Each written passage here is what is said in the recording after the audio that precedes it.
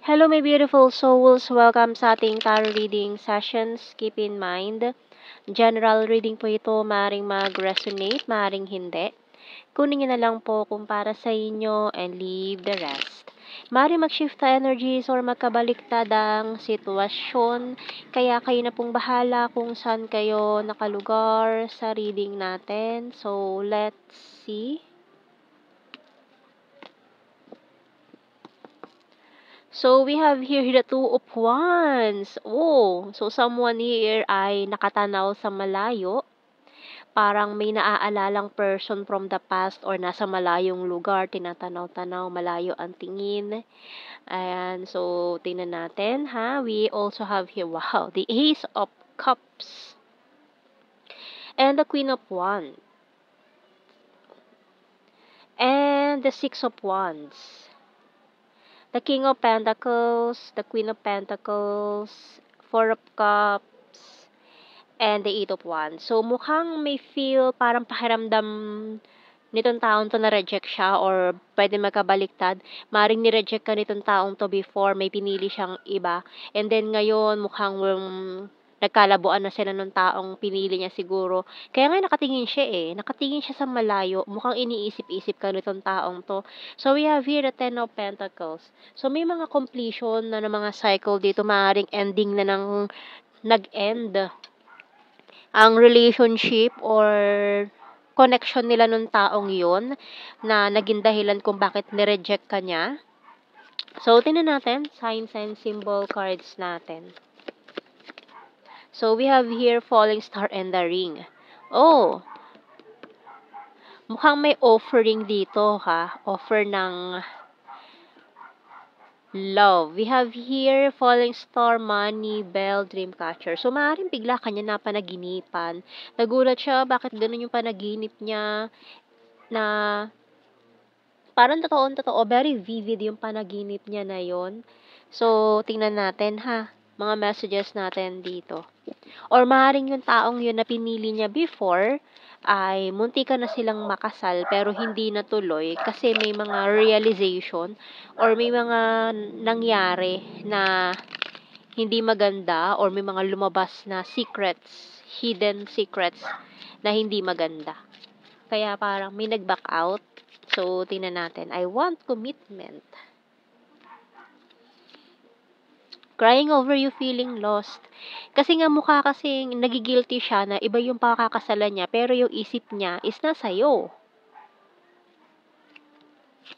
I want to see you this weekend. So, mukhang siya yung, parang siya yung nag-back out dito sa kasalan na magaganap sana. Pero, kasi, ikaw ang iniisip niya Ikaw ang iniisip niya habang nagpe-prepare sila ng wedding. Letting you go, walking away. Pero nag-walk away na siya Parang tinanggap na niya na hanggang doon na lang kayo, walang patutunguhan. Etong connection nyo. Please accept my cup of love. Pero ngayon gusto niya ng another chance.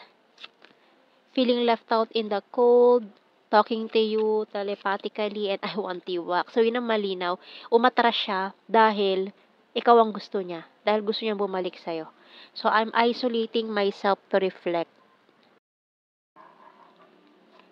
So, tingnan natin anong message ng Archangel natin sa reading na to. Kasi may mga iniisip siyang plano dito. And makaka-receive din ka ng notification about this person. So, we have here Comfort by Archangel Azrael. I'm with you in your time of need, helping your heart to heal. Pero mukhang parang gusto mo nang kalimutan na lang to mga nangyari. Then, magugulat ka na lang sa mga revelations, sasabihin nitong taong to. Kaso parang gusto mong umiwas kasi parang ayaw mong maging dahilan ka ng pagkasira nitong plano nila sana, kung ano man tong plano nila, no? So, ayaw mo maging ikaw yung parang lumalabas na kontrabida sa relasyon nila kung bakit umatras tong taong to. Kasi ikaw ang iniisip niya gusto niyang bumalik sa iyo gusto niya makipagkita.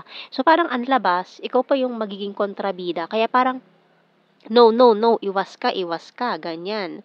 So, tingnan pa natin mga messages natin dito.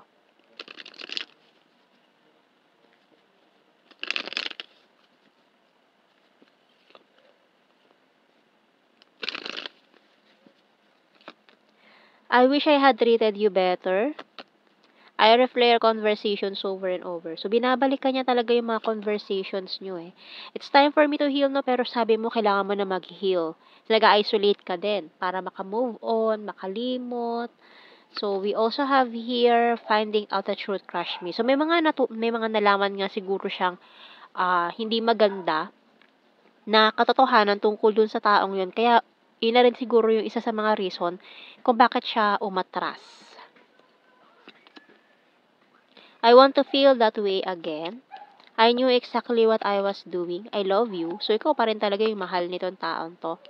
I wish things could be different. So, parang hinihiling niya na sana hindi ganito yung sitwasyon natin dalawa. Sana okay. Sana walang obstacle. Sana walang ganitong problema. I wonder if you're happy without me. Bottom card natin. So, kuha tayo ng mga initials natin. Oops. So, lumilipad na tong letter C natin. NJ. CJ. Si CJ. Ayan. Guilty si CJ. Pwedeng TJ. Ayan. NV.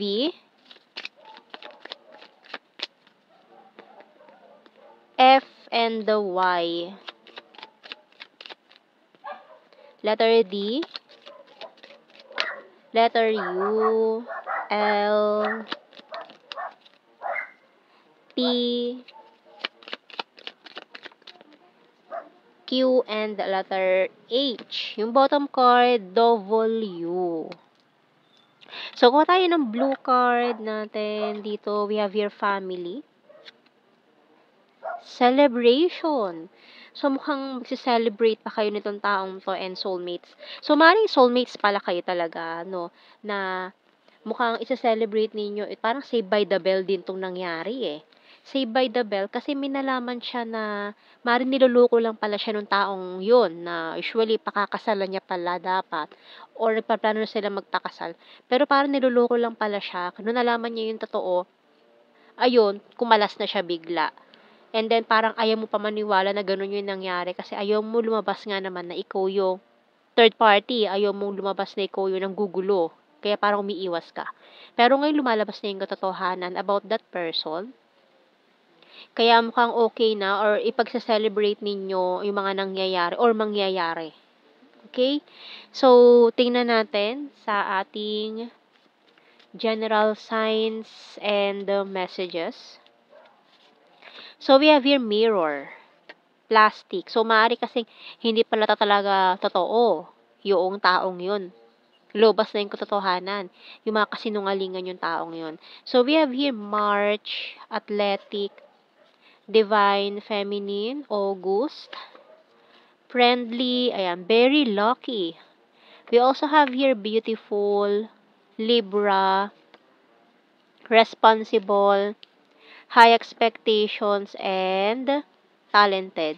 So, we have here weird, cute and chubby, animal lover, number 1, Leo sign, city, long distance, September, eye contact, cold city, flirtatious, practical, cup is water sign, Cancer, Scorpio, Pisces, marrying twin flames for some of you, flower farm, and sword, air sign, Gemini, Libra, Aquarius. Okay.